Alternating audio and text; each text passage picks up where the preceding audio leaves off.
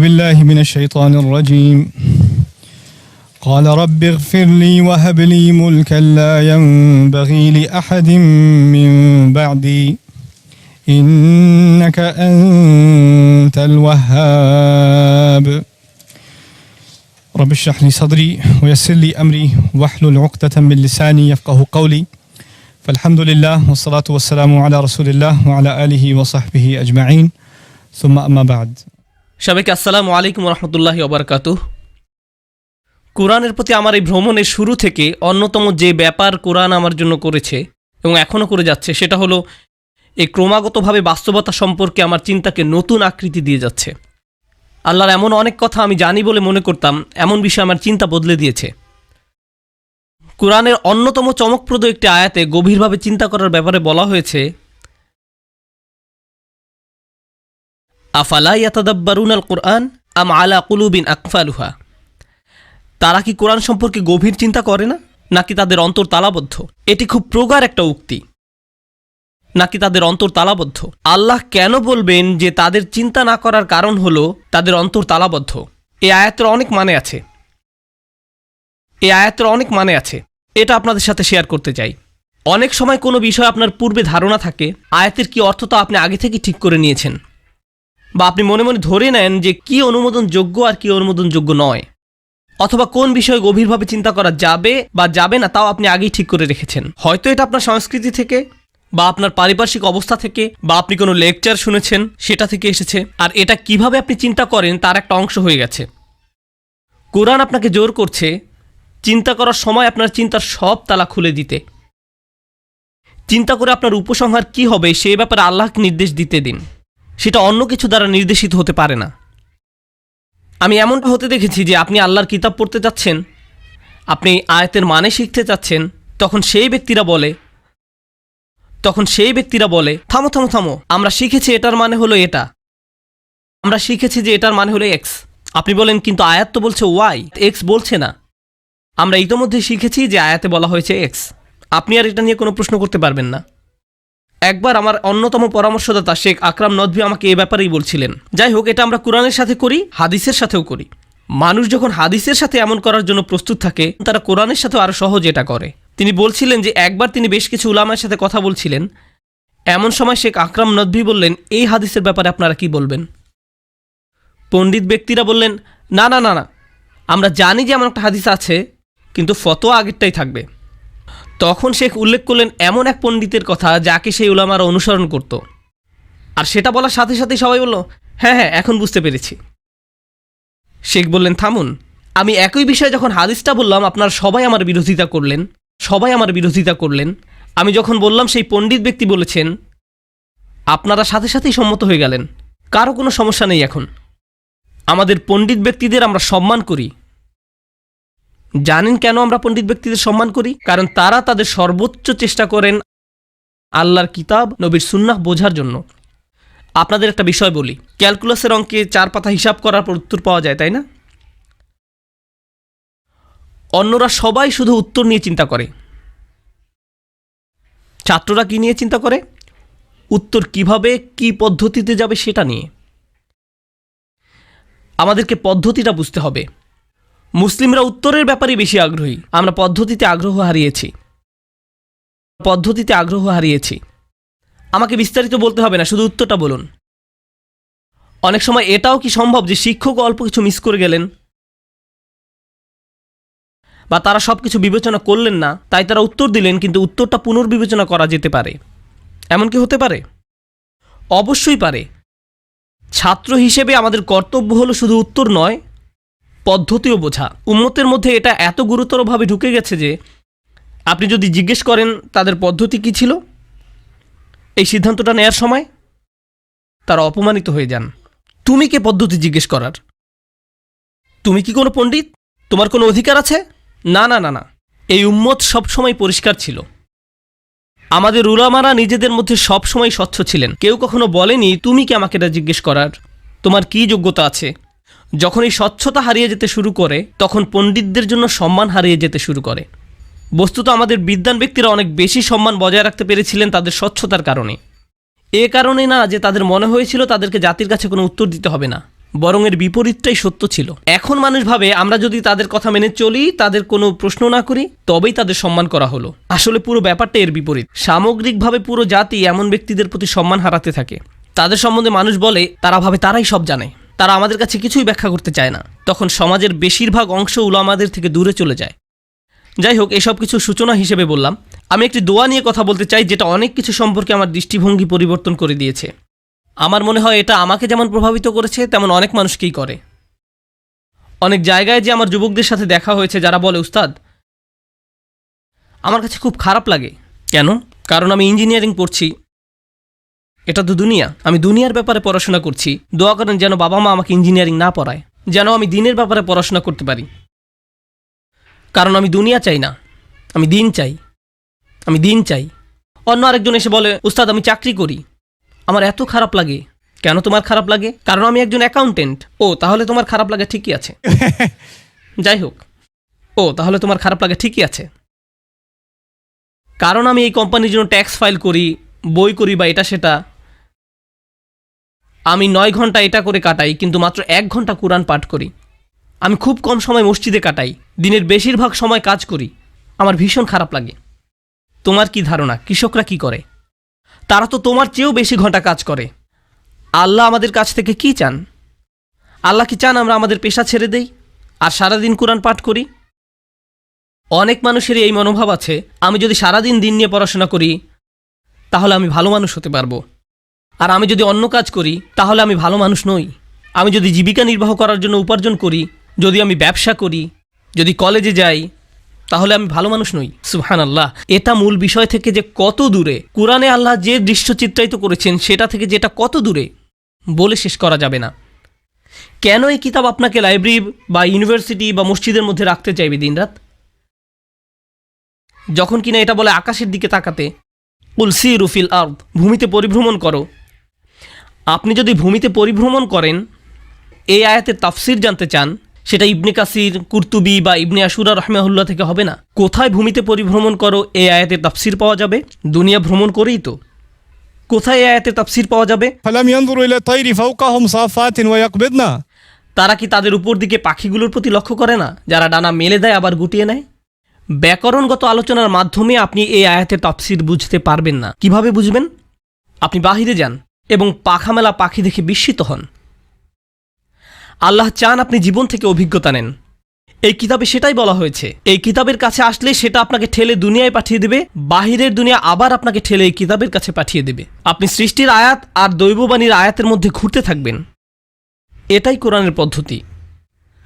কোরআনের অন্যতম মহাকাব্যিক আয়াত হল সুলাইমান আলাইহিস সালামের দোয়া। আপনারা জানেন নবীরা দোয়া করলে দোয়া করেন আখিরাতের জন্য, ক্ষমা পাওয়ার জন্য, ভবিষ্যৎ প্রজন্মের জন্য, তাই না? এই দোয়াটা শুনুন, আলা রব্বিক ফিরলি, প্রভু আমাকে ক্ষমা করুন, ওয়াহাবলি মুলকান, কোন এক প্রকারের রাজত্বের,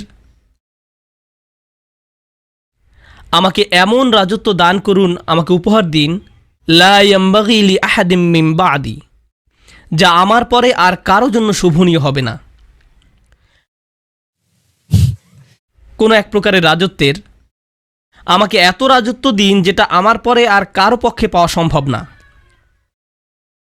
ইন্নাকা আনতাল ওয়াহ্হাব, আপনি নিরবিচ্ছিন্নভাবে উপহার দিতে থাকেন। সুলাইমান আলাইহিস সালাম কি চাচ্ছেন? প্রথমত আমাকে ক্ষমা করুন, দ্বিতীয়ত যেটা চেয়েছেন সেটা আমাকে বিস্মিত করেছে। তিনি কি চেয়েছেন? তিনি রাজত্ব চেয়েছেন। সেটা আমাদের দৃষ্টিতে দিন নাকি দুনিয়া? শুনতে তো দুনিয়াই মনে হচ্ছে, তাই নয় কি? শুধু দুনিয়াই নয়, এমন নয় যে আমাকেও দিন এবং অন্যদেরকেও দিন। তিনি কি বলছেন? আমাকে এত বেশি দিন আর এমন কিছু দিন যা অন্য কারো জন্য শোভনীয় নয়। আমাকে যা দিবেন তাতে আমাকে অদ্বিতীয় করুন। কোথায়? দুনিয়াতে। কিভাবে এটা মানানসই হতে পারে? শুনে মনে হচ্ছে তিনি শুধু দুনিয়ার জন্যই চাচ্ছেন। এই দোয়ার সৌন্দর্য লক্ষ্য করুন। এটা অগ্রাধিকার দিয়েছে কোন বিষয়টাকে? হে আল্লাহ আমাকে ক্ষমা করুন। আপনি যদি দোয়ার শুরুতে হে আল্লাহ আমাকে ক্ষমা করুন বুঝতে পারেন, তাহলে বাকিটাও বুঝতে পারবেন। আর এই অংশটা বুঝতে না পারলে বাকিটাও বুঝতে পারবেন না। একজন মানুষ জীবনে ততটুকু পর্যন্তই করতে পারে একটা নির্দিষ্ট সময় পর্যন্তই আমরা এই দুনিয়ায় বাঁচি, তারপর আমার পছন্দ হোক বা না হোক আমাকে চলে যেতে হবে। আমার সময় শেষ। আমার সময় শেষ হলে ফেরেশতা চলে আসে। আমি চলে গেলে কি থেকে যায়? আখিরাতের জন্য ক্ষমা পাওয়ার জন্য আমি কি বলে যেতে পারি? আস্তাগফিরুল্লাহ, আস্তাগফিরুল্লাহ, আস্তাগফিরুল্লাহ। আমি আল্লাহর কাছে তওবা করতে পারি, কান্নাকাটি করতে পারি, শুধু সেই কয় বছরই, শুধু ততবারই। কিন্তু কি আমাকে ক্ষমা পেতে সাহায্য করতে পারে আমি মারা যাওয়ার পরেও? এটাকে সাদকায়ে জারিয়া বলে। ভালো কিছু যেটা আপনি দুনিয়ায় রেখে যান। হাদিস থেকে আমরা জানতে পারি সাদকা জারিয়া হতে পারে টাকা। অন্যতম সুন্দর সাদকা জারিয়া কি? সন্তান। আপনার পরে তারা ভালো কাজ করে। আল্লাহ এক এক মানুষকে এক এক সৌভাগ্য দিয়েছেন। অনেক মানুষের টাকা থাকে, সন্তান থাকে না। অনেকের সন্তান থাকে কিন্তু টাকা থাকে না। কিন্তু আল মাল ওয়াল বানুনা জিনাতুল হায়াতুদ দুনিয়া, অর্থ সন্তান এই দুনিয়ার জীবনের সৌন্দর্যের একটা অংশ, ঠিক কিনা? আল্লাহ কিছু মানুষকে কিছু নির্দিষ্ট সামর্থ্য দেন, অন্য মানুষদের অন্য সামর্থ্য দেন। নবীদের ব্যাপারে পড়াশোনা করলে আপনি পাবেন যে তাদের সবার প্রতিভা সমান ছিল না। তাদের ভিন্ন ব্যক্তিত্ব এবং ভিন্ন ভিন্ন বিশিষ্ট দক্ষতা ছিল। তাদের লক্ষণীয় বৈশিষ্ট্য ভিন্ন। সুলাইমান আলাইহিস সালামের বিশেষ ক্ষমতা হলো শাসন কার্য পরিচালন করার ক্ষমতা। তিনি জানতেন কিভাবে শাসন করতে হয়, কিভাবে কোনো কিছু নিয়ন্ত্রণ করতে হয়। তিনি জানতেন কিভাবে জিনদের বিদ্রোহ নিয়ন্ত্রণ করতে হয়। তিনি তাও করতে পারতেন। সুতরাং তার মধ্যে শাসন করার এবং সম্পদকে নিয়ন্ত্রণ করার এক অনন্য ক্ষমতা ছিল। কোনো জিনিসকে কিভাবে কাজে লাগাতে হয় তা তিনি জানতেন। এটা কি খুব সাধারণ দক্ষতা নাকি বিরল দক্ষতা? আপনি শাসন কাজে যেখানে যত ক্ষমতা দেখতে পান সেখানে তত দুর্নীতি খুঁজে পান, ঠিক কিনা? আপনার যত চরম ক্ষমতা আপনার তত পরম সমস্যা। বেশি ক্ষমতা মানুষকে বেশি দুর্নীতিগ্রস্ত করে। ইতিহাসে অন্যতম মহান রাজত্ব ফারাওদের পুরো ব্যাপারটাই এক উদাহরণ থেকে বোঝা যাচ্ছে। সুলাইমান আলাইহিস সালাম এক অনন্য অবস্থানে আছেন। তার রাজত্ব আছে এবং তিনি জানেন তাকে কিভাবে ভালো কাজে ব্যবহার করা যায়। কোন ধরনের সাদকা জারিয়া তিনি রেখে যেতে পারেন এর কোনো তুলনা হয় না। তিনি এখানে একটা সুযোগ দেখেছিলেন তার নিজের আখিরাতের সাথে আল্লাহ তাকে দুনিয়ায় যে মেধা দিয়েছেন তাকে একীভূত করার। ঠিক আছে, আল্লাহ তাকে যে মেধা দিয়েছিলেন তা অসাধারণ। তার এক অবিশ্বাস্য রাজত্ব ছিল। আশ্চর্যজনক নিয়ন্ত্রণ, অসম্ভব স্থায়িত্ব ছিল তার ভূমির, মানুষের এবং জিনদের উপরে। তিনি আল্লাহকে বললেন, হে আল্লাহ, আমার রাজত্বকে সম্প্রসারিত করুন। আমাকে আরও রাজত্ব দিন, যেমনটা আপনি আমার পরে আর কাউকে দিবেন না, কারণ আমি জানি আল্লাহ আমাকে কি দিয়েছেন। কোরআনের দৃষ্টি থেকে সুলাইমান আলাইহিস সালামের ব্যাপারে আমাদের আরেকটা জিনিস জানার আছে। সুলাইমান আলাইহিস সালাম কার সন্তান জানেন আপনারা? দাউদ আলাইহিস সালামের সন্তান। দাউদ আলাইহিস সালামের ব্যাপারে বিশেষ একটা ব্যাপার আপনাদের জানার আছে। দাউদ আলাইহিস সালামের ব্যাপারে একটা হাদিস রয়েছে। আদম আলাইহিস সালামকে সকল মানুষের নাম দেখানো হয়েছিল। আমরা যখন রূহ ছিলাম, আদম আলাইহিস সালামকে আমাদের সকলের সাথে পরিচয় করিয়ে দেওয়া হয়েছিল। তিনি আমার নাম জানেন, তিনি আপনার নাম জানেন। ওয়া আল্লামা আদম আল আসমা কুল্লাহা সুম্মা আরাদাহুম। এখানে প্রত্যেকের নাম বোঝানো হয়েছে। এটা অসাধারণ যে পিতা সকলের নাম জানেন। আমরা যেমন তার নাম জানি, তিনিও তেমন আমাদের নাম জানেন। তিনি আমাদের বৈশিষ্ট্যও জানেন, কারণ আরবিতে ইসম শব্দটি বৈশিষ্ট্যও বোঝায়। তাই তিনি আপনাকে এবং আপনার ব্যক্তিত্ব জানেন। আদম আলাইহিস সালামের সামনে কতজন মানুষ অচিন্তনীয়, তাই না? এবং তিনি একজনকে নির্বাচন করলেন। তিনি বললেন, ওটাকে, এটা তোমার সন্তান দাউদ। তাকে আমার জীবনের 40 বছর দিয়ে দিন, তার জীবন দীর্ঘায়িত করুন। তিনি সবার মধ্যে থেকে কাকে নির্বাচন করলেন? কোরআনে একটা অসাধারণ ব্যাপার কি জানেন? খলিফা শব্দটি মাত্র 2 বার ব্যবহার করা হয়েছে। একবার ব্যবহার করা হয়েছে আদম আলাইহিস সালামের জন্য এবং আরেকবার দাউদ আলাইহিস সালামের জন্য। এছাড়া শব্দটি আর কারোর জন্য ব্যবহার করা হয়নি। কোরআন হাদিসে যে প্রশ্নের উদ্ভব ঘটেছে তার জবাব এখানে দেওয়া হয়েছে। হাদিস থেকে আমরা জানতে পারি যে আদম আলাইহিস সালাম, ইব্রাহিম আলাইহিস সালাম, নূহ আলাইহিস সালাম, রাসূলুল্লাহ সাল্লাল্লাহু আলাইহি সাল্লাম বা অন্য কাউকেই নির্বাচন করেননি। তিনি কাকে নির্বাচন করলেন? দাউদ। কেন? কারণ তিনি দাউদ আলাইহিস সালামের মধ্যে এমন কিছু দেখছিলেন যা শুধু তার এবং দাউদ আলাইহিস সালামের মাঝে ছিল। কি সেটা? আল্লাহ আদম আলাইহিস সালামকে দুনিয়ায় খলিফা হিসেবে পাঠিয়েছিলেন এবং দাউদ আলাইহিস সালামকেও দুনিয়ায় খলিফা হিসেবে পাঠানো হয়েছিল।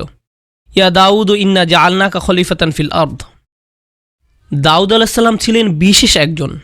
দাউদ আলাইহিস সালাম নিজে খলিফা ছিলেন। তার সন্তান কে ছিল? সুলাইমান আলাইহিস সালাম শুধুমাত্র নবীই ছিলেন না, তিনি একজন নবীর সন্তান ছিলেন এবং বিশেষ এক নবীর সন্তান, যে ছিলেন একই সাথে খলিফা, মহান শাসক এবং পরিচালক। তাই তার লালন পালন তাকে দিয়েছে দৈববাণীর জ্ঞান, এবং একই সাথে কিভাবে সেই জ্ঞানকে শুধু ব্যক্তিগত, পারিবারিক বা সামাজিক স্তরে নয়, বরং পুরো শাসন কার্যে বাস্তবায়িত করতে হয় সেই ধারণা। তিনি তেমনই পরিবেশে বেড়ে উঠেছেন। আগে থেকেই, শৈশবকাল থেকেই তিনি এমন পরিবেশে বড় হয়েছেন, ঠিক কিনা? পরবর্তীতে আল্লাহ তাকে নবুয়ত দান করেন, তাই তিনি উত্তরাধিকার রেখে যাওয়ার গুরুত্ব অনুধাবন করেছিলেন। তিনি সেটা তার পিতার কাছ থেকে শিখেছিলেন। তিনি জানতেন যে একদিন তিনি মারা যাবেন, কিন্তু এমন কিছু রেখে যেতে হবে যা বেঁচে থাকবে, ভালো কাজ যা উত্তরাধিকার হিসাবে বেঁচে থাকবে। ইয়া আল্লাহ, আমাকে এমন কিছু একটা দিন যা আমার পরে আর কেউ পেতে পারবে না, কারণ তিনি জানেন তার সন্তানরা একইভাবে পাবে না। লা ইয়ামবাগি লি আহাদিম মিন বাদি, যেটা তিনি তার পিতার কাছ থেকে পেয়েছেন। কিছু মানুষ আছে যারা খ্যাতি সামলাতে পারে না, কিছু মানুষ টাকা সামলাতে পারে না, কিছু মানুষ প্রশংসা সামলাতে পারে না। আমার এমন মানুষের সাথে সাক্ষাৎ হয়েছে যে বলেছে যে তার নামাজ পড়ার সময় কোনো মানুষ পাশ দিয়ে গেলে তার নামাজ নষ্ট হয়ে যায়, এই ভেবে যে অন্যরা তাকে ধার্মিক ভাবল। আবার অনেকে যেখানেই নামাজ পড়ুক না কেন তারা কোনো কিছুর তোয়াক্কা করে না।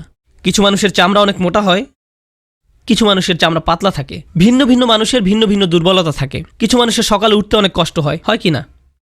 ভিন্ন মানুষের ভিন্ন বিষয়ে দুর্বলতা থাকে। উদাহরণস্বরূপ, আমাকে দেয়া আল্লাহর অন্যতম একটা উপহার হলো যে খ্যাতি নিয়ে আমি মাথা ঘামাই না, এবং এটা আমাকে খুশি করে না। আমি এটা নিয়ে দুশ্চিন্তাগ্রস্তও হই না, আবার খুশিও হই না। এটা খালি এমন একটা জিনিস যা আল্লাহ আমাকে দিয়েছেন, আমাকে এর ব্যবহার করতে হবে, ভালো কিছু করতে হবে, এতটুকুই, এর বেশি কিছু না।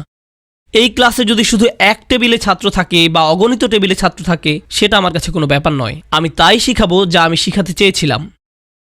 যে ক্যামেরা অন না অফ সেটাও কোনো ব্যাপার না, আমি এভাবেই প্রোগ্রাম করব। আলহামদুলিল্লাহ, অন্য অনেক কিছু নিয়ে আমি মাথা ঘামাই, যেটা আপনাদের আমি বলবো না। আমার অন্য অনেক দুর্বলতা আছে, সেটা আমার পরিবারের কাছ থেকে জেনে নেবেন, কিন্তু আলহামদুলিল্লাহ এটা আমার দুর্বলতা নয়।